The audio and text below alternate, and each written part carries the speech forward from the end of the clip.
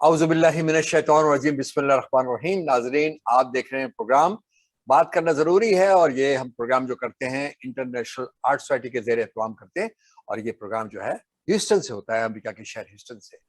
یہاں پر ہمارے ہاں بہت بڑی آبادی ہے، ہمارے پاکستانیوں کی اور اردو بولنے والوں کی بھی۔ میرا تعلق کراچی سے رہا، جو کہ میں پاکستانی ہوں، لیکن میں یہ کہنے میں مجھے بالکل فخر محسوس ہوتا ہے کہ میں کراچی کی گلیوں میں پلا بڑا، جوان ہوا، تعلیم حاصل کی۔ جس زمانے میں ہم پیدا ہوئے تھے اور وہاں پلے بڑے تھے، اس وقت کراچی کا انوائرمنٹ بہت خوبصورت ہوا کرتا تھا۔ میں نے اپنی آنکھوں سے ٹراموے چلتی ہوئی دیکھی ہے، میں نے سڑکیں دھلتی ہوئی دیکھی ہیں، اور لیکن اب کراچی کو دیکھ کے ہمارا دل جو ہے سمجھے بیٹھ جاتا ہے کہ وہاں پر بہت سارے جو بنیادی مسائل ہیں، انہوں نے ایک سمجھے قوت کی جو ہے وہ صورتحال لگتی ہے ہمیں کہ وہ شکل اختیار کر لی۔ اب ظاہر ہے کہ اس پہ میں تو ایکسپرٹ نہیں ہوں کہ اس کی وجوہات بتا سکوں، تو آج ہمارے ساتھ جو ہیں، جیسے پچھلے ایک پروگرام میں بھی تھے، وہ ہیں رفیع اللہ صاحب، رفیع الحق صاحب۔ تو وہ ایکالوجسٹ ہیں، ان کا بڑی بڑی گہری نظر ہے ماحول کے اوپر، ان کا بڑی گہری نظر ہے، وہ بھی میری طرح کراچی کے ہیں۔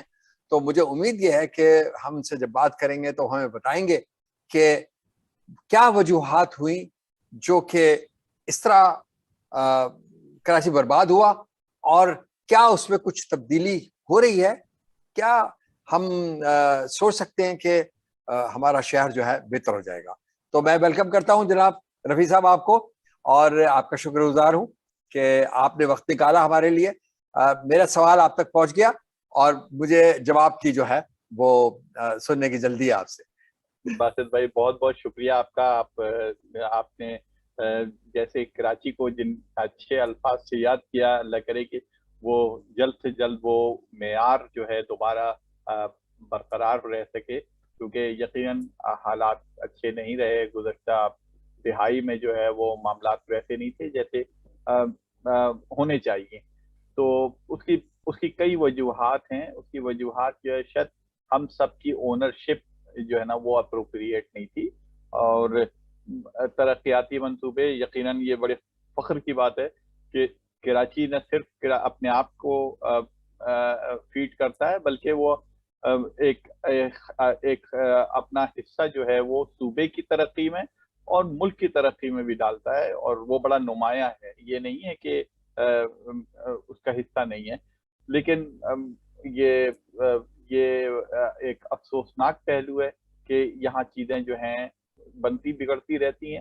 جب بگڑتی ہیں تو بننا بھی چاہیے، لیکن شاید بننے کا ریشو بگڑنے کے ریشو سے جو ہے وہ زیادہ نہیں ہو سکا، جس کی وجہ سے شاید یہاں وہ ترقی کا عمل آپ اس کی کمی کو محسوس کر رہے ہیں، اور آپ کے الفاظ میں جو ہے نا وہ چیزیں جھلک رہی ہیں کہ جو ایک کراچی آئٹ کو نظر آتی ہیں، محسوس ہوتی ہیں۔ لیکن چونکہ اب موسم ہے، اور موسم کچھ اچھا نکل آیا ہے، موسم جو ہے وہ انتخابات کا آ رہا ہے، تو ترقیاتی منصوبے جو ہیں وہ اتنی ہی تیزی سے اب سامنے آنے شروع ہوئے ہیں، جس میں پانی کا منصوبہ ہے، اور پانی کا جو بہت زیادہ شدید قلت کا سامنا بعض علاقوں میں، تو سمجھیے کہ پہلے پانی کے نلکے میں ہوا بھی آیا کرتی تھی، اب وہ بھی آنا بند ہو گئی۔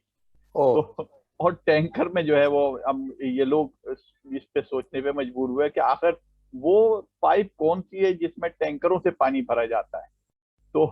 تو پتہ یہ چلا کہ اس میں قلت اپنی جگہ، لیکن اس کی تقسیم کا نظام جو ہے وہ اس کے ساتھ بھی کچھ مسائل رہے ہیں، اور ان کو بھی درست کرنے کی کوشش کی جا رہی ہے، تاکہ یہ وسائل کا حصول جو ہے یا اس کو میسر جو ہے وہ تمام ایک یکساں طور پر میسر کیا جائے۔ المیہ یہ ہے کہ بہت سارے پوش علاقے جو کراچی کے ہیں وہ اب پانی کی سپلائی سے محروم ہے، اور وہاں ابھی بھی ٹینکر سے پانی پہنچایا جاتا ہے، لیکن چلیے ان کی قوت خرید ہے، وہ خرید سکتے ہیں، اور ٹینکر کوئی مطلب 2-4 روپوں میں تو نہیں آتا، وہ اس کے کافی ایک خطیر رقم ہوتی ہے۔ تو جن کی قوت خرید ہے ان کے لیے تو مسائل تھوڑے شدید نہیں ہیں، لیکن جہاں یہ معاملہ غریب علاقوں میں آتا ہے, متوسط آبادی کے علاقوں میں آتا ہے, تو اس کی شدت کو بڑی یعنی بہت تکلیف کے ساتھ برداشت کیا جاتا ہے. تو 400 ملین گیلن پانی کا کوٹا جو ہے وہ مختص ہوا تھا, جو کہ قابل عمل کبھی رہا کبھی نہیں رہا. کبھی پائپ پھٹ جاتی ہے, کبھی پمپنگ اسٹیشن میں کچھ خامی ہو جاتی ہے, لیکن اس کے تقسیم کا جو نظام ہے وہ فرسودہ ہو چکا ہے, اور تقسیم کے نظام کو سائنسی بنیادوں پر طے کرنے کی ضرورت ہے. آج کل اس میں توسیع کے بھی کچھ منصوبے چل رہے ہیں, اور اس میں ورلڈ بینک جو ہے وہ بھی بڑا پیش ہے, اور اس کے علاوہ مختلف ترقیاتی بینک جو ہیں وہ بھی اس میں حصہ ڈال رہے ہیں. تو اور اس میں ان کی مانیٹرنگ بھی ہے, تو امید یہ ہے کہ یہ چیز کوئی اپنی شکل جو ہے وہ دے پائے گا. لیکن خدشہ یہ ہے کہ پھر وہی والی بات, وہی انداز, وہی چال بے ڈھنگی جو ہے اگر دوبارہ اپنائی گئی تو پھر مسائل جو ہے نا پھر 10 سال کے بعد دوبارہ ایسی کیفیت ہو جائے گی. تو تقریباً 550 ملین گیلن پر ڈے کا جو ہے وہ K1 K3 K2 اور K3 جو 3 پائپ لائن ہیں, ان کی چوڑائی کا اور ان کے بلک سپلائی کا جو ہے نا اس کو بہتر طریقے سے جو ہے نا وہ نظام کو بہتر کرنے کی کوشش کی جا رہی ہے. کیجھر لیک کی جو ہے اس کی استعداد میں بھی اضافہ کرنے کی کوشش کی جا رہی ہے, جہاں سے پانی سپلائی ہوتا ہے. لیکن کلائمیٹ چینج نے بہت سارے الارم بجا رکھا ہے, اور وہ یہ ہے کہ ڈاؤن اسٹریم جو ہمارا دریائے سندھ, جسے شیر دریا بھی کہتے تھے, رضا علی عابدی صاحب نے تو شیر دریا کے نام سے پروگرام بھی کیا, وہ شیر دریا جو ہے جو 24 گھنٹے بہا کرتا تھا اب سیزن میں بہا کرتا ہے. تو یعنی ایک پیرینیل ریور جو ہے وہ سیزنل ریور میں تبدیل ہو گیا ہے. اور خدشہ یہ ہے کہ یہی خشک سالی جو اس وقت جنوبی پنجاب سے شروع ہو رہی ہے, یعنی واضح نظر آ رہی ہے, وہ پورے سندھ کو اپنے لپیٹ میں لیے ہوئی ہے. اور زراعت تو اپنی جگہ, اب لوگوں کے پینے کے پانی کے معاملات جو ہیں وہ اچھے نہیں ہیں. تو رفیع صاحب, دو بنیادی مجھے فیکٹر جو زیادہ نظر آتے ہیں وہ یہ ہے کہ یہ سہولت ہر انسان کو ہونی چاہیے کہ اس کا پانی اس کے گھر میں ملے اور صاف ستھرا ملے اور اس قابل ہو کہ وہ پیا جا سکے. اور دوسرا یہ ہے کہ وہ ٹرانسپورٹ, پبلک ٹرانسپورٹ, کیونکہ اتنا بڑا شہر ہے, اس میں کروڑوں لوگ رہتے ہیں, اور اب تو سنا ہے کہ وہ 2.5-3 کروڑ کی آبادی تک پہنچ گیا ہے, تو اس کے مسائل تو واقعی بڑے گمبھیر ہیں. تو آپ پر امید ہیں کہ پانی کا مسئلہ اور ٹرانسپورٹ کا مسئلہ حل ہوتے ہوئے نظر آتا ہے آپ کو؟ پر امید تو یقیناً ہوں, مگر میرے خدشات یقیناً ہیں, کیونکہ اس سے پہلے بھی اس طرح کے منصوبے آتے رہے. لیکن اب ذرا سا یہ BRT منصوبہ ہے, بس ریپڈ ٹرانسپورٹ کے نام سے, یہ گرین لائن اور بلو لائن اور یلو لائن اور ریڈ لائن کے منصوبے جو ہیں وہ سامنے آئے ہیں. گرین لائن تو اب فنکشنل ہو گئی ہے, اس میں بس چل رہی ہے اور لوگ اس سے استفادہ بھی حاصل کر رہے ہیں. اچھا, ایک صاف ستھرا اور اچھے ماحول میں سفر کرنے کا مزہ ہی کچھ اور ہے. اور دوسرے یہ کہ مجھے کچھ ایک آدھ میٹنگ اٹینڈ کرنے کا موقع ملا, تو یہ ہائی ڈینسٹی ایریا میں اس بس کی صلاحیت جو ہے وہ جو ماہرین کہتے ہیں کہ 1 گھنٹے میں وہ 35,000 مسافر کو ایک جگہ سے دوسری جگہ لے جانے کی صلاحیت رکھتی ہے. تو یہ ایک اچھا پہلو ہے, کیونکہ جب آپ نے فرمایا نا کہ 3 کروڑ کی آبادی ہے, تو ایسا جو سہل نظام ہونا چاہیے, ایک ایسا بہترین نظام ہونا چاہیے کہ جو زیادہ سے زیادہ لوگوں کو فائدہ پہنچا سکے. تو یہ استعداد تقابلی اندازے سے آپ نے بتایا تھا نا کہ ٹرام چلا کرتی تھی, تو آج کل جو ماڈرن ٹرام وے ہے اس میں 15,000 مسافروں کو 1 کلومیٹر یعنی 1 گھنٹے میں جو ہے نا کمیوٹ کروایا جا سکتا ہے, اگر بہت مستعد نظام ہوگا تو. لیکن اس حساب سے یہ بس ریپڈ ٹرانسپورٹ جو ہے وہ اچھی ہے. اور دوسرے یہ کہ چند لائن پر اس کو گیسولین فری, یعنی اس کو بایو گیس پہ چلانے کا منصوبہ ہے. اللہ کرے کہ اس کو بہتر طریقے سے جو ہے نا وہ قابل عمل ہو, کیونکہ یہ گرین لائن جو ہے وہ تو فنکشنل ہو گئی ہے, وہ چل رہی ہے, لوگ اس سے فائدہ اٹھا رہے ہیں. اب ریڈ لائن جو ہے وہ ایک منصوبہ ہے جو ایئرپورٹ بلکہ یہ لانڈھی سے چلا ہے اور یہ ہوتے ہوئے قائد اعظم کے مزار تک اینڈ ہوگا. تو یہ بھی ایک منصوبہ، اور یہ نیچرل گیس، یہ بایو گیس کے اوپر چلنے کا منصوبہ ہے. تو یہ آج کل زیر تعمیر ہے یہ منصوبہ. تو اللہ کرے کہ یہ جلد سے جلد حل ہو. 2-3 اگر اور ایک اور جو منصوبہ جو بڑا لانگ اویٹڈ تھا، جو آپ نے اور ہم سب نے سنا کہ کراچی سرکولر ریلوے جو ہے چلتی تھی، پھر وہ بند ہو گئی اور پھر معاملہ جو ہے کٹائی میں پڑ گیا. لیکن اب میں نے دیکھا کہ بڑی تیزی سے، بڑی سرعت سے یہ کام جو ہے نا وہ انجام پا رہا ہے، اور KCR کے ریوائول کا کام جو ہے وہ اب واضح نظر آ رہا ہے، گراؤنڈ پہ نظر آ رہا ہے. کہیں پہ سرنگ کھودی جا رہی ہے، کہیں پہ ایلیویٹڈ پیسج بنایا جا رہا ہے. تو یہ چیزیں جو ہیں وہ واضح نظر آ رہی ہیں. تو میں اس حساب سے تو پر امید ہوں کہ ایٹ لیسٹ سانس لینے کا موقع ضرور ملے گا کراچی والوں کو.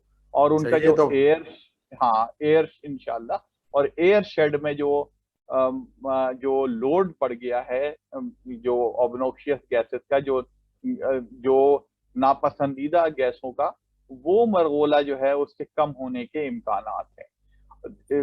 شامیں جو ہیں کراچی کی ہمیشہ کی پلیزنٹ رہتی ہیں، لیکن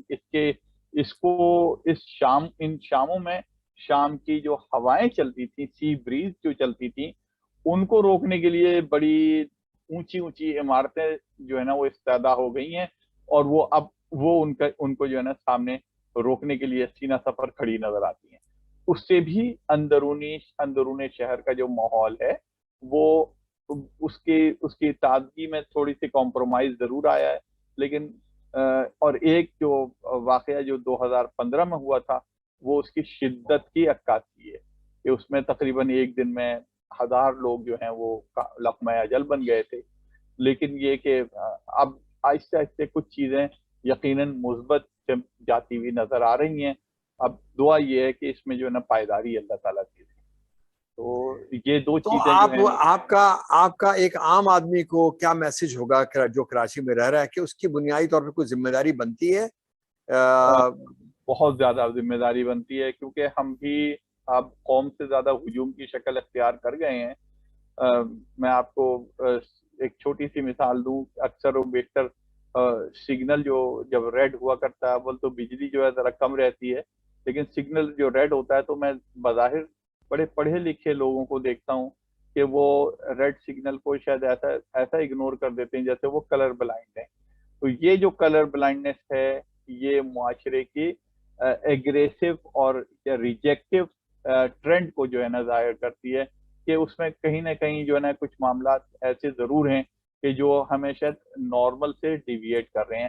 قانون کی پاسداری جو ہے نا وہ ہم سب کی ذمہ داری ہے. بحیثیت شہری ہم سب کی یہ املاک یہ جو چیزیں لگی ہیں، یہ ریڈ لائن یا گرین لائن، یہ سب ہمارے ٹیکس کے پیسوں سے لگی ہیں. اگر ہم ان کو توڑیں گے، غصے کا اظہار کریں گے، تو اس سے نقصان ہمارا ہوگا.